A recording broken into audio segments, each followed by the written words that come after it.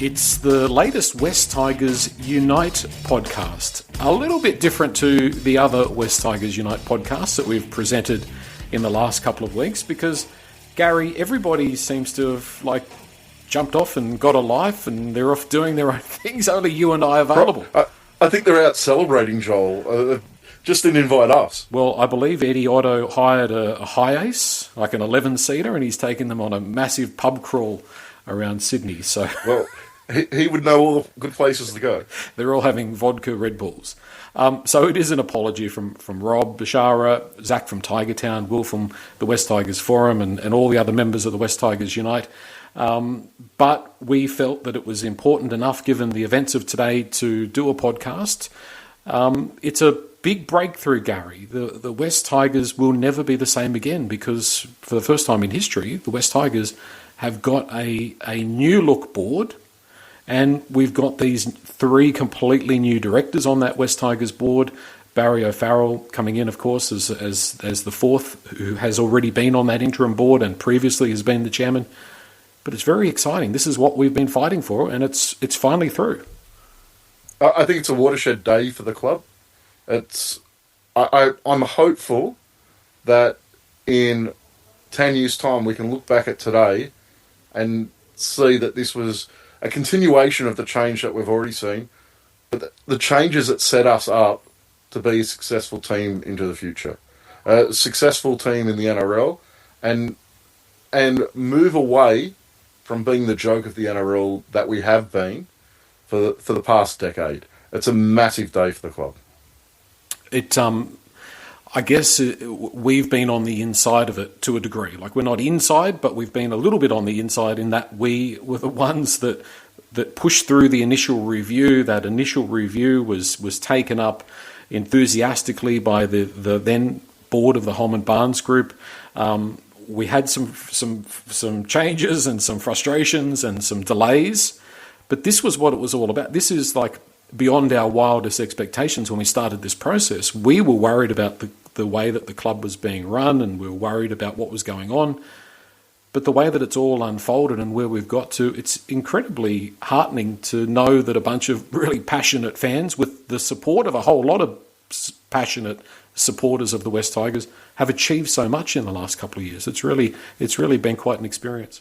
Yeah, I was saying to you before we came on air tonight, Joel, that if I thought back 18 months ago that we'd get to this point where the Wests Tigers board has total independence from the Holman Barnes Group and the Balmain Tigers and the Wests Magpies. Yeah, they all have one representative on there each, which I think is important moving forward. But the majority of our board is now independent directors, people who aren't aligned to those factions, and people who, when you have a director that, for example, is part of the Balmain Tigers or part of the Holman Barnes Group, and they're also a director of those groups, at some point there's going to be a decision that needs to be made that is of benefit of one and a detriment to the other. Yeah. Just the way it's all set up, that's going to happen at some point. And we're now in a position that the majority of our board don't have those ties, those deep connections, those deep involvements with the parent clubs and the ownership group of our club. And that can only be a good thing for the Wests Tigers. That can only be a good thing for the board. It allows them to operate with a level of independence we've never seen. And it's also great for our CEO and our senior management of the Wests Tigers because they're now answering to a board that's primary and only focus is what's best for the Wests Tigers, and that's huge. Yeah, they are independent board members, but it's also that, as you're saying there, you're talking to people who are there because they're interested in the Wests Tigers. They don't have something else that is also in their range of interest that they have to take into account. They're not representing two masters. They're not representing two different groups or two different opinions. So I think that's fantastic because if you're somebody who brings something to the Wests Tigers board, it's looked at purely from at least these independent directors from the perspective of what's best for Wests Tigers, first and foremost. And I think that's unparalleled After 25 years, we've finally got there where the Wests Tigers can be, as much as respecting the past and respecting the makeup of the club, there's a degree of independence there. It can stand on its own 2 feet. It's kind of broken a little bit more free from the shackles of the past, which I think is only a good thing. And those petty arguments that our board has in the past over making sure Balmain's represented enough, making sure the Magpies represented enough, those issues are still going to be there. Those issues are still going to be discussed, but they're going to be discussed with a framing on what's best for the Wests Tigers. Not what's best for the Wests Magpies, not what's best for the Balmain Tigers, and not what's best for the Holman Barnes Group.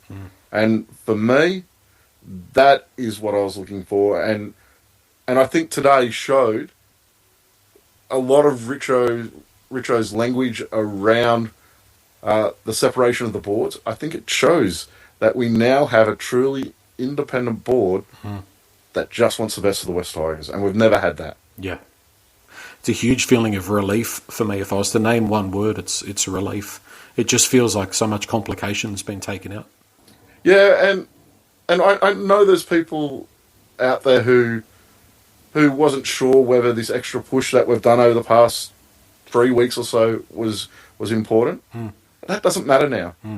What matters now is the Wests Tigers are in a position to move forward, and we can all relax. We can all turn our focus to season 2025 that's coming up, and hopefully this will be the last we have to talk about these corporate issues, or these governance issues, for a long time. I fingers crossed, Joel.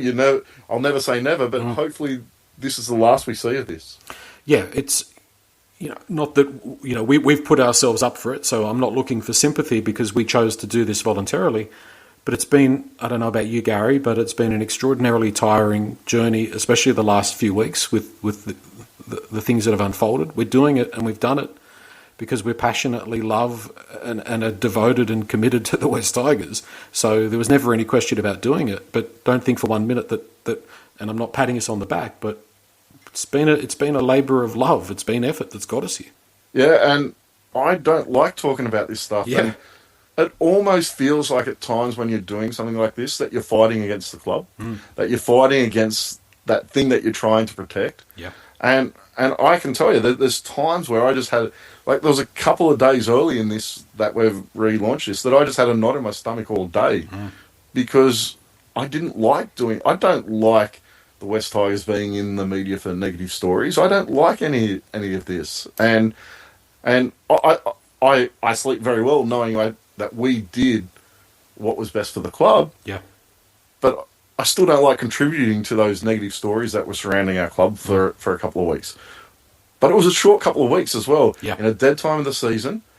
So I think it was the best time to do it, and I'm very confident that our actions and the actions of all the people that signed that petition and all the people that have been commenting on it, this was an important step in the process. So I'm very confident in what we did and very confident in the impact that's had on this process moving forward for our club.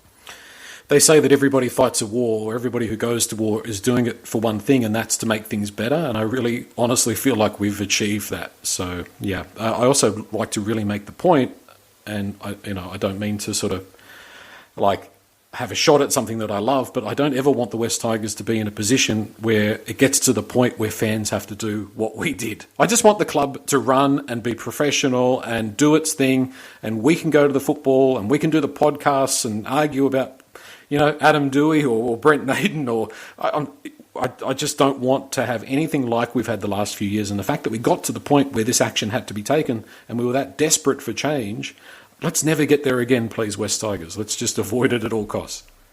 Joel, I'd much rather argue with you over whether Adam Dewey is a good football player than over the wording of a press release. Much prefer arguing over Adam Dewey, mate. Exactly. I think it's really important to make the point that we haven't just got independent directors. A big part of the review recommendations, a massive part of it, was making sure that we have independent directors that bring skills, that bring a diverse range of skills that meet the criteria on that skills matrix. And that is such an important thing. It's not just that they're independent, it's that they come from this diverse professional background and they've got a lot to bring to this club, Gary. That's exciting as well. Yeah, I think there's a really nice range of skills across the directors that have been appointed today. Like Barry O'Farrell was spoken about many times. His connections into the government and the political side of running a sporting club, I think, is invaluable to us moving forward. Charles Viola is an advisory guy in finance. Now, I think he's actually an advisor to a number of NRL and former NRL players who he gives financial advice and investment advice to. Yeah. Now, he mentioned today about being able to assist members of the club in that. Mm. You have a look at Nick Politis and what he does for those Roosters players. Having someone on the board who can assist players we have in the club about investing their money is a real benefit to the club. But also his knowledge in accounting and finance for the club to invest money as well, I think is really crucial moving forward. Yeah. Michelle McDowell was the former managing director of one of our major sponsors for the last few years, long in time. Allied Express. Now, a managing director is someone who's actually in an executive role at the club, so similar to a CEO, but is also on the board. So I think that's a really high skill set that she's bringing to the club. And I actually think the most impressive person from looking at what was put out today was Annabelle Williams, former Paralympian, who's been on the boards of both Swimming Australia and the Australian Paralympic Committee. So she's got a lot of experience in governance around sporting organisations. And we've got another guy involved in the club in John Coates, who has been he would be a great addition in that regard too. Yeah. But I think Annabelle brings a lot in that area to our club, and the governance behind that area, I think, is going to be crucial moving forward. And I just think it's such a wide range of skills. It best sets our club up to be able to tap into the various areas it needs to engage with. Yeah, 100%. It's having people that are independent thinkers that have got runs on the board that strengthen an organisation. If everybody's just singing on the same hymn sheet, or they're at war with each other over old grievances, you're going to be going around in circles. But when you bring these people in with this diverse background and these diverse skill sets, the Wests Tigers, I think, if we cross our fingers and touch wood, is in for good stead when it comes to all important governance. A lot of people say, "What's this got to do with kicking goals and knock-ons and making tackles?" But you've got to get it's the old cliche of you have to have the front office right first. And I don't think Wests Tigers has ever had a sustained, professional, successful back office.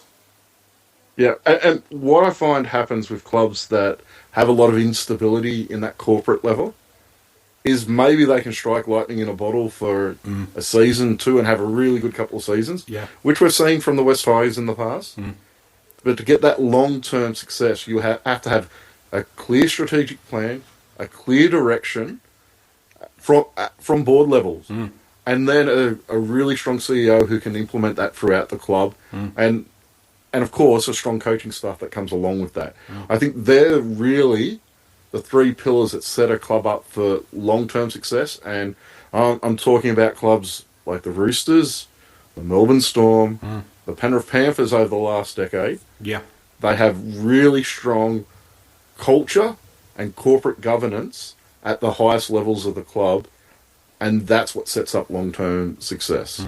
And you have a look at Penrith. Penrith really started their change by bringing in a guy like Phil Gould, who was able to just run roughshod over the club and put in place those things. We're set up for the future now because Richo's not going to be there for 15, 20 years running our club. He's going to be, he is a 5 to 10 year maximum in that role. Yep. And having that corporate governance above him that's able to make an appropriate choice about the person who follows him in that role, and is able to continue the direction that is being set, not just by Richo, but by the board, will be crucial when that time comes to transition from Richo to someone else. And you could make an argument in terms of sustainability that, yes, it's fair enough to say that the people that we've had have not necessarily been able to provide us with sustained success. And you can draw that comparison to, well, what does this mean to the football team? Well, you can draw a direct comparison between, we've never been able to sustain any degree of success. We had that one premiership. We've had a couple of finals appearances 12 years ago. There has been no sustained success. So there is a connection there. And I don't think that a lot of the people that we've had in these positions, and I don't mean to be discourteous, but I don't know if even within their professional skill set, they know how to achieve, or they've known how to achieve sustained success. They haven't necessarily achieved that within their own professional career. So that's where these changes are putting us in good stead, I think, for being able to be the club that we all know is in the DNA, that's sort of there and ready to go.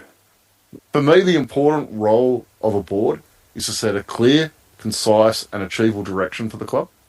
And then, even when things start to get hard, if you've made that right decision about what that direction is for the club, then you stick to it and you see it out through the tough times. Now, I don't want to focus on the past too much because this is a day of moving on from that. Yeah. But when you have a look at the last 10 years of the Wests Tigers, our ability to stick to a direction has been terrible. Yeah. You have a look when we lost the big three of the big four. We're a recruitment club. We did away with that and just tried to buy players from all over the place. Yeah. And then when that didn't work, 3 years later, we're changing back to being a recruitment club and had to rebuild all those pathways and the connections to our lower grades. Yeah. That, to me, is what I expect we won't see any longer. That flip-flopping from the direction of the club, the flip-flopping of the identity of the club. Now we have a strong board, a strong CEO in place who will see out the rough times, and if they've made the right choice about the direction, they will stick to it. If Wests Tigers had been a radio station, we would have gone through the classic rock stage, the classic music stage, the jazz stage, the country stage, the talk. We've lurched from one format to the other. If we're a radio station, we'll be community radio right now, Joel. Yeah, then you can go from the hard rock show to the classic music show from 1 hour to the next. What I wanted to go through is the selection criteria in the skills matrix. So I'll just run through this. This was the selection criteria that was put in place to select these independent directors. So the selection criteria says that diversity is a must. Skills in governance, strategy development, risk management, advocacy, community engagement, people development. Able to build a winning culture, so actually being able to show that these people are able to build a winning culture. A member of the Australian Institute of Company Directors, significant profile across Southwest, Inner West and Western Sydney, and being sensitive to rugby league, in other words, having an understanding of how the game works. Plus, of course, the people need to be able to have committed to the monthly board meetings, committee meetings, etc., being able to go to games and those types of things. And the club also had in that skills matrix behavioural requirements, so energy, modern thinking, resilient, tenacious, tough, great communication skills, emotional intelligence, collaborative by nature, respectful of the joint venture structure and the shareholders and the club heritage. So if you've ticked those boxes, I think you got through the different criteria and you've got through the interviews and you proved that you're capable and you have those skills, then I think we're in good stead. Julie Romero said in the Wests Tigers press release in regards to the new independent directors, each person brings a strong and diverse skill set, valuable experience, energy, and independent thought. So that sounds really good. The chair is going to be elected by the board at their first meeting on Tuesday, the 28th of January. I would presume, Gary, that is going to be Barry O'Farrell. I'd be pretty shocked if it wasn't Barry. I'd be incredibly shocked if it wasn't Barry. But I was asked this question today, I think, on the Wests Tigers forum, whether it was a demotion for Barry by being just announced as a director today. All boards should have the opportunity to consider and choose their own chair. And for me, it is a bit of a formality. You look at how much he spoke at that press conference today. He fielded just as many answers as Shane Richardson did. So I think it's fairly clear he'll be the chair moving forward. And by all reports, he's done a really good job of it so far. So and has experience on the board, which the other guys don't have at this point in time. And the last thing I will say on that is the chair does have to be one of the independent directors. It can't be one of the guys. It can't be one of the ownership group. It has to be one of the independent directors. So I think Shane's probably the logical choice at this point. Yeah, yeah. What we're aiming for is a future that is drama-free, or is hopefully as drama-free as possible.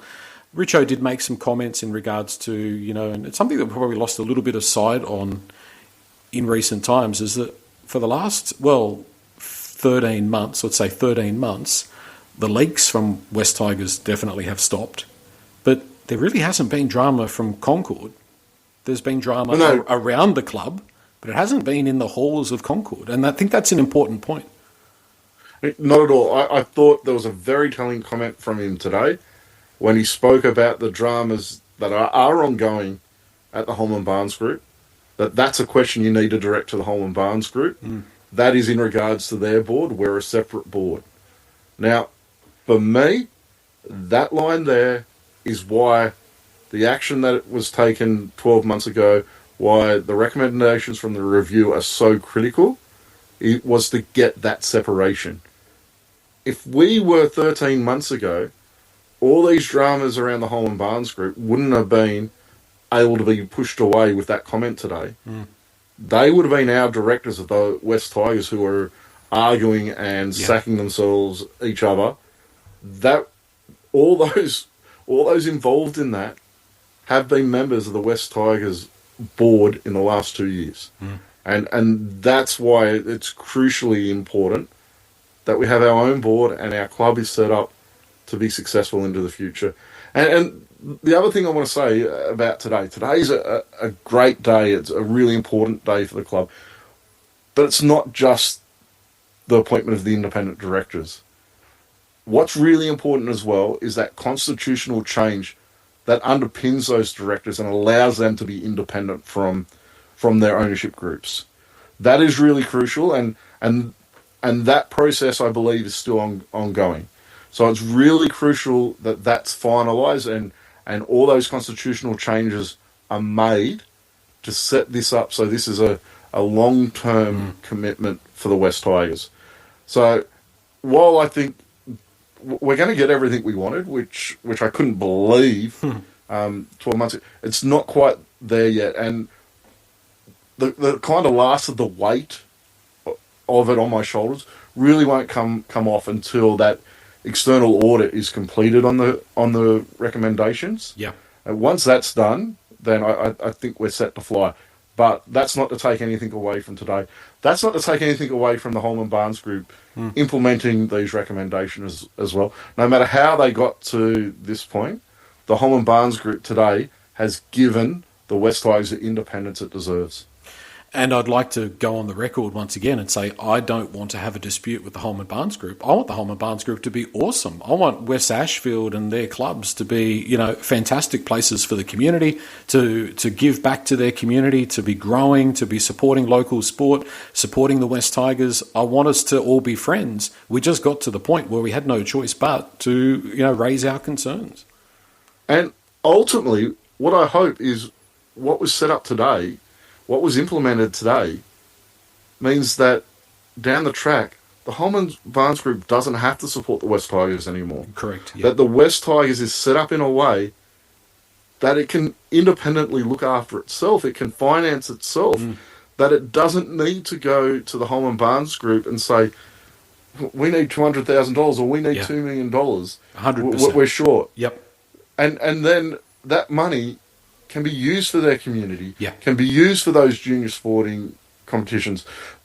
The support the Holman Barnes Group has given to the Balmain Tigers junior rugby league since Balmain Leagues went under. They've funded the Balmain Junior Rugby League. Correct. These are great things the Holman Barnes Group has done. And my hope is that by them growing the Wests Tigers, which I think they've done today, by allowing the Wests Tigers to run independently, that the Wests Tigers won't be reliant on them as much, and they'll be able to fund the community and those local junior leagues a lot better than they have in the past. Yeah. No, it's very exciting all round. And as I said before, a sense of relief. And I guess too, if you look at, it's been a rocky road to get here, but look how far the club, the Wests Tigers, have come in the last 5 years when we think about the centre of excellence. And, credence to those people who fought hard to make that happen. Yeah. That was a big achievement. I think that's a massive legacy for Justin Pascoe. 100% it is, yeah. 100% believe that. And, we fought pretty hard against Justin Pascoe last year, but he did a lot of work to get that centre of excellence for our club, and it's a massive thing for our club. And I'm sure that the players that we've signed over the last 12 months, it has been a real key selling point for the club. Yeah. So credit where credit's due.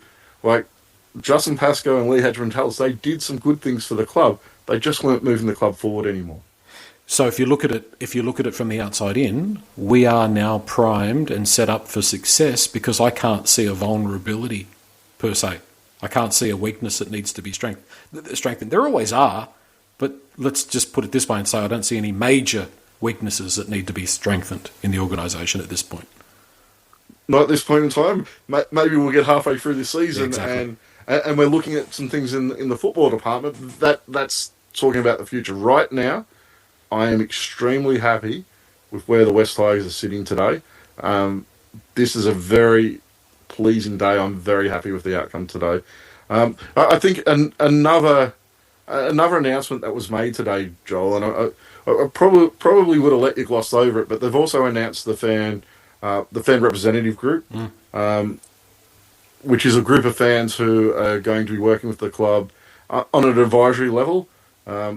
You and I have been involved in it, along with Steve and Kelly and some other people as well. I think that's a real positive for the club moving forward, and we'll see how that kind of develops over the next month or two. Yeah. But I think that's it was a key part of the recommendations, and I think it's really good to see that being announced as well. And I think it's really important to make the point that it's not Gary's point of view or Joel's point of view or Kelly's point of view or Steve's point of view or the other members' point of view. It's a channel for us to be able to harness the thoughts of the fans and provide feedback to and from the club, to be a conduit between the fans. It's not about us telling what we think the club, we might be able to have our opinion, but it's not about us having necessarily our own independent voices. It's about taking the information from the forums, taking the information that we hear and trying to make sure that the club is in tune with the fans. Yeah, and I think it's crucial because a key part that was found in the review is that our fans don't have a voice. There was a disconnect. When we spoke to the club, it was something that when we spoke to the team doing the review, that was a point we put across, is that the fan base feels it doesn't have a voice. Yeah. And I've said many times, I'm not really interested in a tokenistic member position on the board for a member. I don't think that overly works.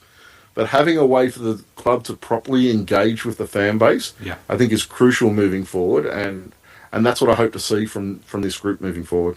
And I think just when we think about just going on the record, as you mentioned, there's been some attempts to do this in the past, but I think the club was so beaten up and so tired and so exhausted that it was not the right environment to be necessarily doing that. But I think we're in the right space now. I think that now's the time to get that free-flowing exchange of information and for the fans to be able to constructively give feedback to the club. I think it's the right time. I think it's really exciting, and I want the fans to not look at it as something that's like they're having control taken away from them. It's actually a way of utilising us to give you some control.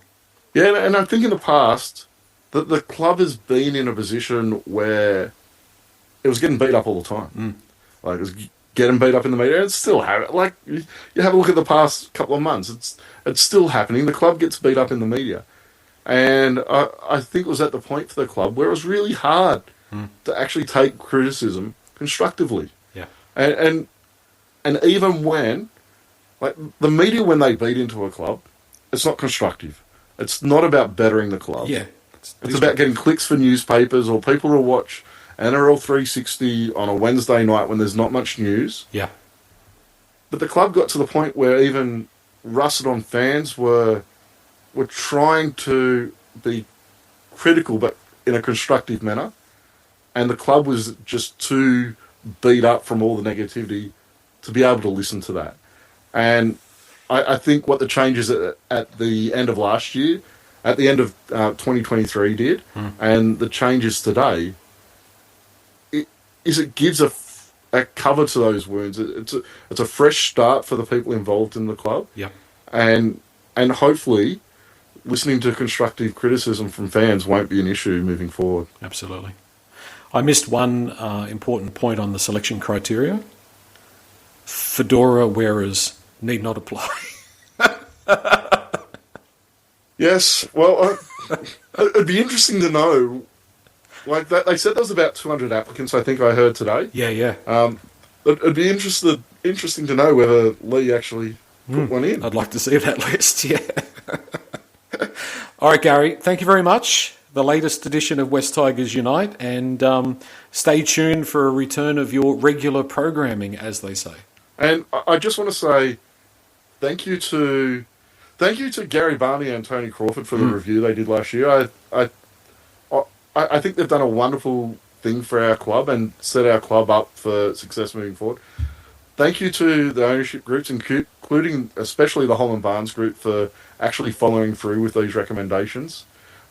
Thank you to all the support we got from other places over the last couple of weeks, from Wests Tigers Life, from Tiger Town, from the Wests Tigers Forum, from the various Facebook sites that were helping us. The Save Leichhardt Oval guys were in touch with us and working with us as well. Yep. Thank you to all those people. You have made a massive difference to our club. Thank you to all the people that signed the petition and supported it online, supported it through socials. You guys, and that's both petitions, has made a massive difference to our club, and it's given our club a chance to really fly. And I think it's set our club up for the next 30 years to really be a real NRL team instead of the kind of pretend NRL club we've had running around for the past decade. Wouldn't that be nice? You know, I would just love my Sunday afternoons not to be ruined every week. Yeah, and no more coming onto a pod and having Eddie tell us we need to move to Perth, or we should be kicked out of the club. If we don't make the semi-finals this year, they should just give us a year off. Yep. Those sort of comments I don't want to hear from Eddie anymore. All those well thought out positions that he takes. Yeah, mate. Switches in the drop of a hat, that guy. Thank you, Gary. Thanks, Joel.